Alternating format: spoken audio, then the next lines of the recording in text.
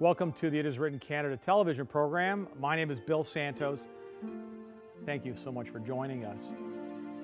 The program you're going to watch today is the second of two programs we taped earlier this year while in Portugal.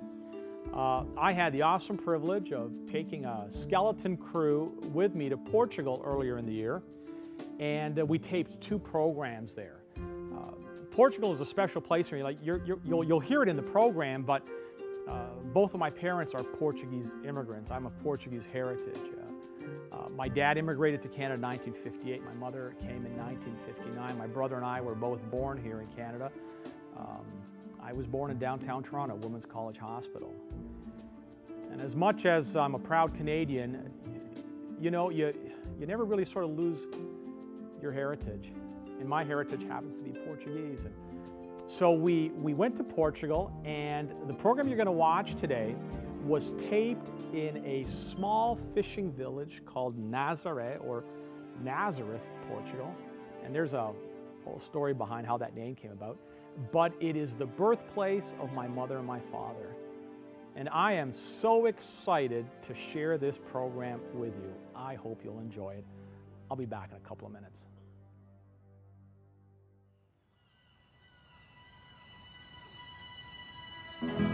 Possibly the most famous fishing village in all of Portugal is Nazare.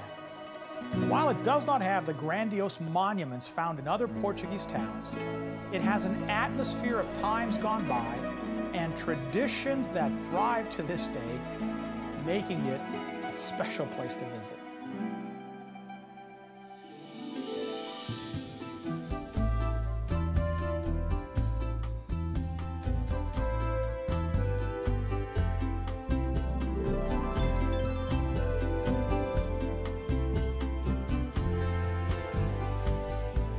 This is a special place for me to visit because it is the birthplace of my parents.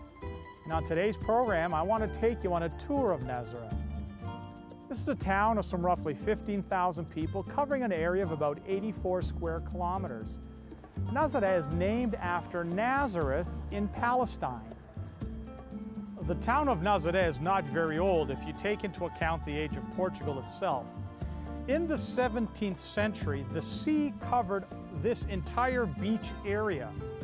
However, there were a lot of different natural changes in that same century, and the sea eventually went back, creating this bay that exists here today. The town of Nazare consists of three sections. You have the Praia, which is along the beach, the Sítio, the old village at the top of the cliff, and the Pedernera, another old village on a hilltop. The Praia and the Sítio areas are linked by the Nazare funicular. It was designed by Raoul Mesner du Ponsard. He was one of Eiffel's pupils and responsible for most of Lisbon's cable cars. Now, the cable line is 380 meters long and has a leaning angle of 42 degrees. Until 1963, a steam machine pulled the first cars, but then a lethal accident forced it to close for a 5-year period. When it reopened in 1968, the first cars had been replaced by new and safer electric cars. These electric cars worked tirelessly until 2001. They were also replaced by more modern and more comfortable and safer ones in July of 2002. Well, the most famous legend in Nazare has it that on an early morning in September 1182, Don Fuaz Ropinho was hunting on horseback when he saw a deer and decided to chase it. All of a sudden, a heavy fog rose up from the sea. The deer ran towards the top of a cliff. Don Fuaz, in the midst of the fog, was cut off from his companions. Well, when he realized he was on the edge of the cliff, he recognized the place. You see, it was next to a small grotto where a statue of the Virgin Mary was worshipped. So he cries out, "Our Lady, help me!" And all of a sudden, the horse stops right there at the edge, saving his mount from a drop of more than 100 meters. Don Fuaz dismounted, and he went down into the grotto to pray and to give thanks for the miracle. Well, then he asked his companions to fetch masons in order to build this small chapel right here, right over top of the grotto. And he did that so that the image could be more easily worshipped by all and as a memorial to the miracle that just saved him. But before walling up the grotto, the masons destroyed the existing altar, and amongst the stones they found this ivory chest.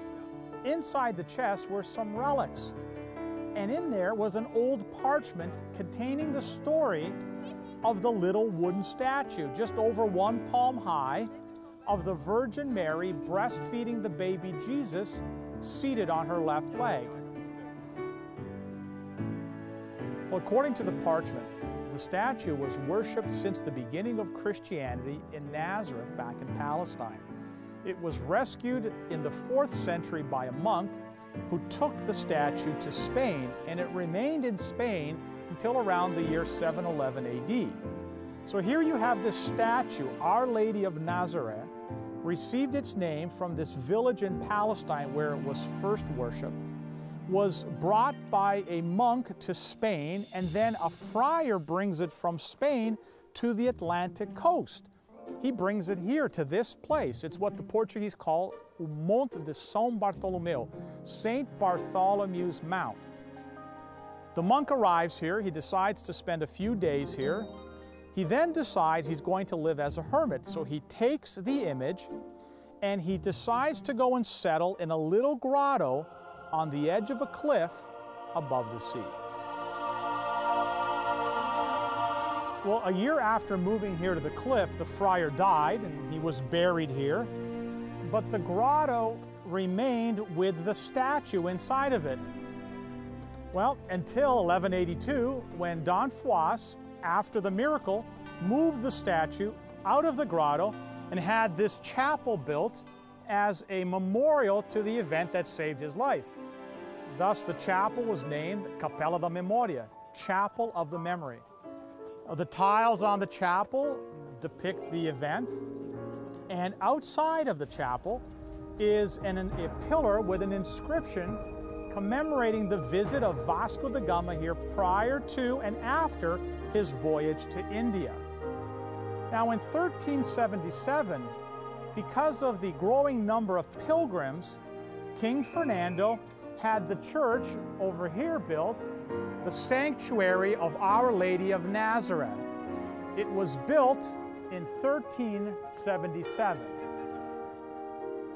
Well, the church was rebuilt in the 17th, 18th, and 19th centuries. Semicircular steps lead to a Baroque portal under 2 square bell towers. There are cloisters to the front and to the left of the building, and inside there's a highly gilded decoration on the altar area. There are many blue and white tiles. They were made in 1708 by the Dutch artist William van der Kloot. They depict biblical scenes, and among them, Joseph being sold as a slave by his brothers. Well, the image is now on display here in the main chapel, just above the altar. So think about it. The statue has remained in the same place since 711 AD, in a village named after it, Sítio da Nazaré, the place of the Nazare. And we're here in the Largo dos Cedros at the monument to the women of Nazare. Now there's an interesting tradition here that it doesn't date as far back as the statue legend, but it's nonetheless quite unique. It's that of the 7 skirts of Nazare. You see, fisher women here still wear 7 colorful layers of skirts and predominantly black headscarves. Their arrival on the fashion scene in Nazare is attributed to the fishwives of old who would await the safe return of their men on the beach in cold, wet, and windy conditions. Layers were added to help them keep warm. Well, the number finally settled on was 7. The lengths of the skirts are kept above the knees because the women used to help bring the boats in from the water. Therefore, the skirts would be cut above the water level. Well, the first known references to fishing activities in Nazare go back to 1643. In 1870, there were already 58 fishing cabins here. where the fishermen would keep their tools and their instruments. Until the beginning of the 19th century, however, the fishermen, fearing pirates, lived only in the cliffs. It was only in the middle of the century that Nazare started to become known as a tourist beach. The fishermen of the 19th century wore short pants and Scottish flannel. On Sundays, they would put on their long pants. They wore Scottish flannel shirts without pockets to swim better in the event of a shipwreck, and a goblin cap that also would work as a pocket, and a belt with 6 turns. Phoenician ships used to ply the coast of Portugal. The fishermen of Nazare are traditionally of Phoenician descent. This can be seen today in the unusual and ancient design of their boats, which have these soaring pointed bows and are painted with mystical symbols. Well, Nazare is probably one of the most dangerous beaches in Portugal, but also probably the most abundant in fish. In the past, when there was no port, see, these boats would be pulled ashore by long ropes, men and women, with oxen, or more recent past, tractors. They would place their nets several kilometers from the beach and then pull the nets in with tractors or oxen in this endless going and returning. And when the nets arrived, the town would gather to see the catch, sometimes weighing in excess of 2 tons. Well, the fish then would be taken over to the fish market, where they would be sold at auction, but a descending auction. The sardine would be cooked and canned the same day. Now, the fish that was going to remain here for local consumption would be cut and it would be dried in the sun.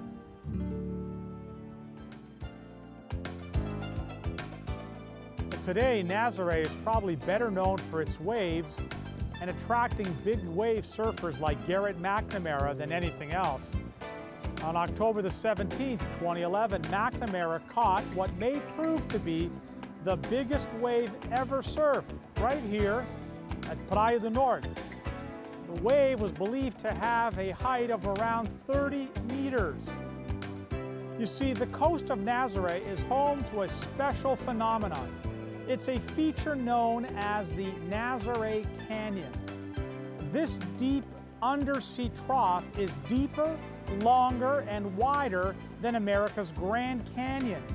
At one end, far out to sea, the mouth of the canyon is wide, and at the other end, near the coast, the canyon is narrow.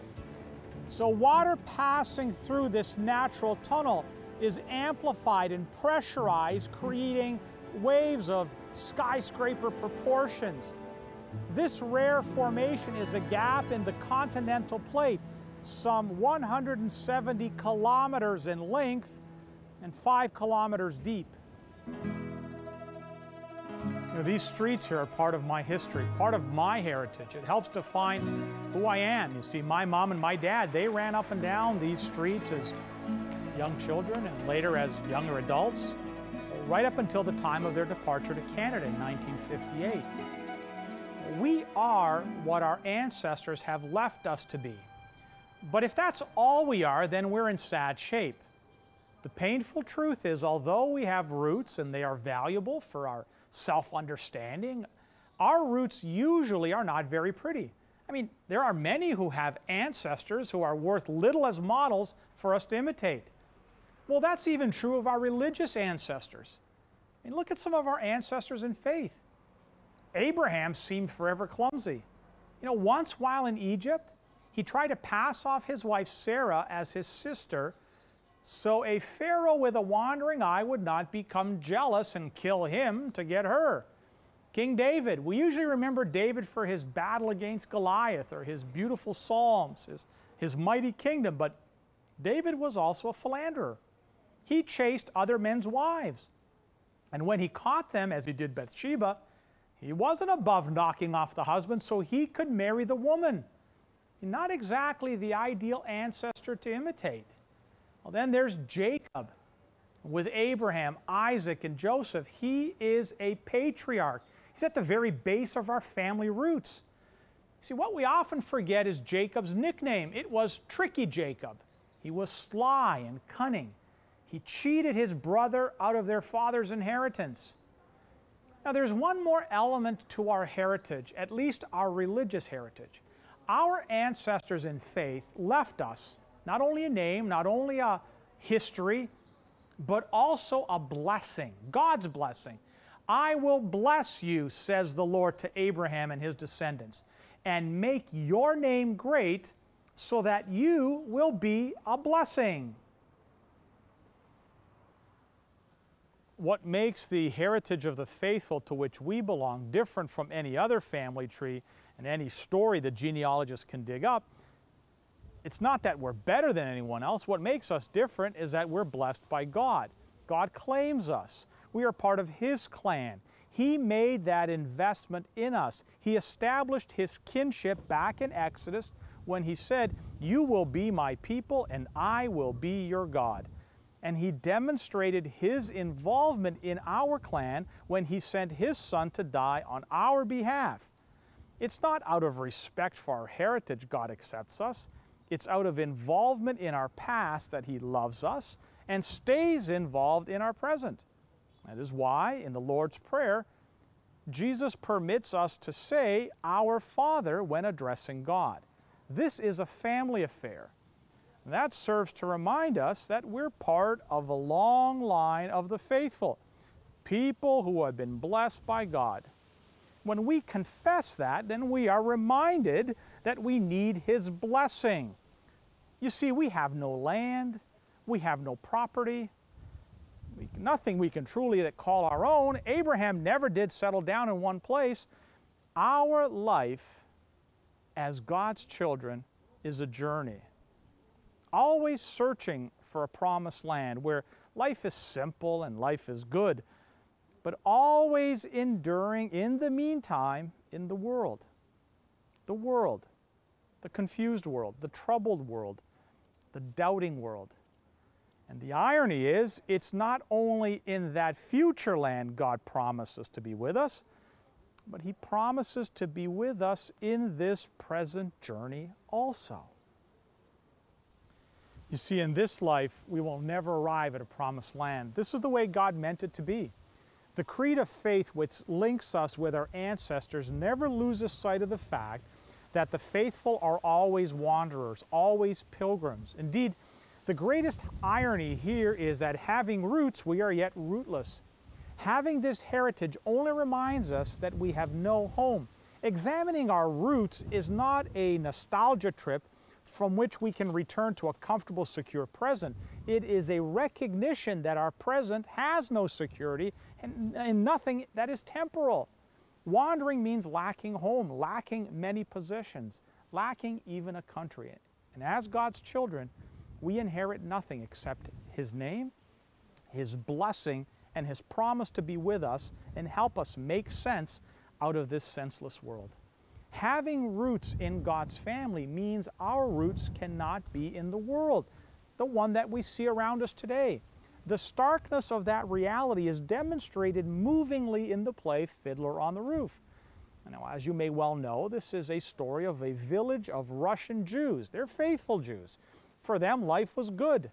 Their village of Anatevka thrives, and in their prosperity, they see God's blessing. Then comes the government persecution. Now they must move on. They must lose their prosperity. But they manage to see that the blessing of God, greater than their prosperity, is the promise He made to them, the promise to be with them, to comfort them, to give them direction in their wandering. And at movie's end, these Jewish peasants, they pack up their carts, singing mournfully of Anatevka, the abandoned home. But they conclude by sighing, "We'll find a new Anatevka. God will lead us. After all, He led our fathers." And when we announce and confess that, we know our roots and our identity. And we know we are a broken but blessed people, not rooted in a time or a place. We are rooted in a promise, in a faith, and in a journey. Let us pray. Father in heaven, thank You for claiming us as Your own. Father, if there's anyone within the sound of my voice yet that has not chosen to be part of this heritage of the redeemed, I pray that they may choose Jesus right now. Please bless each and every viewer in Jesus' name. Amen.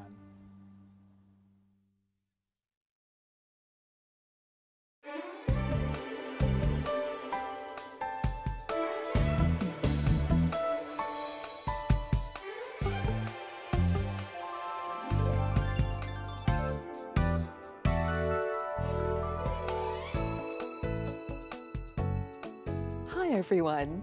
I think we all know that it's important for us to stay active, and yet research shows that perhaps only around 20% of the population makes a conscious effort to keep physically fit. Well, today I've got a surprise for you in the form of physiotherapist Andrew Conroy, who's here with me, and he's going to share some insights about the importance of keeping physically active. Andrew, welcome. Thanks for having me, Bev. Absolutely. Andrew, there are a lot of reasons why people don't stay physically fit. What's so important about exercise? Well, our bodies are made to move, Bev, and when we do move regularly, our heart improves, it becomes a more powerful pump. We retain the minerals in our structure, our skeletal structure, so that we don't have weakening of the bones. Right. We'll see our blood pressure profile drop and improve, and we'll see cholesterol levels improve as well. Mood can improve, and our stress levels can be dropped, and some of the troublesome enzymes that run through our system can be improved upon as we walk regularly. So overall, we're going to feel more energized and just see some of that stress drop out of our lives. Fantastic. You mentioned walking. Walking is an excellent way for people to keep physically fit. What are some of the benefits of just walking? Some of the benefits. Well, first of all, it's a benefit to all. It's available to all. Yes. It's cheap startup. You can slot it into any part of your day without using up too much time in these pressure-packed days that we live in. Exactly. So walking is just the perfect undertaking for anyone that has perhaps not exercised regularly for a while and led a sedentary life. That's true. So starting small with the walking. Right. Talking about what we wear when we're walking, outerwear, shoes. Okay. Well, I'll start with clothing. You know, a common choice is cotton, t-shirts, and there is a problem with that. When cotton becomes damp, it becomes cold and it loses its insulating properties. So a lot of products on the market these days include Cool Max type synthetic clothing, which wicks sweat away, and we've all heard of that. So they make great undergarments. Up against that, in a middle layer, we could choose a fleece, which would keep us nicely insulated as the temperatures drop. And finally, a shell for when the days are windier, and of course gloves or head protection if the temperatures really come down. Right. I've heard there's a saying, there's no inclement weather, there's only bad clothing. Well, correct. That's correct. Let's talk about running shoes or walking shoes. Right. You've got one to show us? I did bring one along, and you make an interesting point, Bev. A running shoe does not work so well as a walking shoe. Right, because and I've got a running shoe on. That is correct. Yeah. The high heel counter of a running shoe tends to cause the foot to slap down and cause fatigue in the front of the shin muscles here. Okay. What you're looking for in a walking shoe is a flexible midsole, just where your foot happens to bend naturally as well. You're looking for a little twist and an ability to twist, which is also part of the natural walking pattern. You're looking for a nice wide toe box with a little bit of height so that your feet can move within that just comfortably. You know, one tip is when you're going to get some walking shoes, go beyond about midday and afterwards. When you've been up on your feet will spread and swell a little bit, so you will find you will get a better fit if you're buying a shoe later in the day. And do make sure that you take the sort of socks that you're going to wear in that shoe. Thicker socks should be worn at the time of purchase, so that you just make sure you get that comfortable and perfect fit that you're going to need. Right, and if you wear orthotics, should your orthotics go in there? Orthotics can go in there as well. It is good then to buy a shoe that has a removable insert at first. If you try and put your orthotics on top of a pre-existing insert, you'll often find they won't fit and your foot will bind. So make sure that the initial original insert does come out first. Okay, fantastic. Really quickly, stretching, yes or no? It's a good thing to do? Stretching is a great thing to do. I am particularly in favor of stretching after. The muscles have been warmed up, they've been exercised, and that's when they will tighten up after an exercise. Perfect. So I would recommend a nice warm-up, just gradually picking up your speed during the walk, but the stretching comes after. And that will avoid any post-exercise stiffness or soreness. All right, so show us some good walking form. What do we need to be aware of when we're walking? You think it would be straightforward, but there's some common errors. The first thing I would be looking for, if you can just face this way, but I would be looking for head position. It is the most critical thing. Whatever your head does, the rest of your body will follow. So we're looking for a nice upright head position. Always think of keeping the chin parallel to the floor. All right. When you are watching where you're going, your eyes can swivel and look several feet ahead. You want to keep the chest bone up here slightly elevated, so you're standing up nice and tall. All right. Arm positions are going to swing forwards and backwards up to about chest height. A common error, Bev, is to come up too high with the swing. It will actually slow your style down and throw off a smooth walking pattern. All right, so just to hear. And the final thing I would say, and a common mistake, is overstepping. It will actually slow you down, and now you have to pole vault over a leg that's been stretched out far away. So don't stretch too far ahead, or goose stepping as we call it. But just a small step, smaller, more rapid steps are far better. All right, fantastic. Just briefly, eating pre and post? You know, walking is an endurance exercise. You're going to need some fuel. Ideally 30 to 60, perhaps 90 minutes before, take on some carbohydrates. Perhaps some juice, a banana is ideal, perhaps a low-fat bagel or a low-fat yogurt, just to have some fuel reserve so that you don't run out of energy midway through the exercise and have to shorten your exercise. The other thing is if you overeat too soon, you're going to feel uncomfortable, your diaphragm can't drop and you can't breathe. Wow, okay, easily. Fantastic. Andrew, thank you for those helpful tips. And I hope you will be encouraged to work some physical activity into your everyday living. Andrew says it's important. I'll see you next time.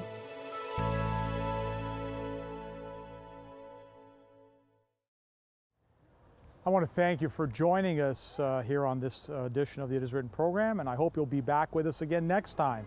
In the meantime, remember to visit our website, itiswrittencanada.ca. There you can see all of our programs. You can send a prayer request. You can even make a donation to our ministry if you feel so impressed to do so. Well, from Nazare in Portugal, that's it for today. Hope to see you again real soon. But remember, it is written, man shall not live by bread alone, but by every word that proceeds from the mouth of God.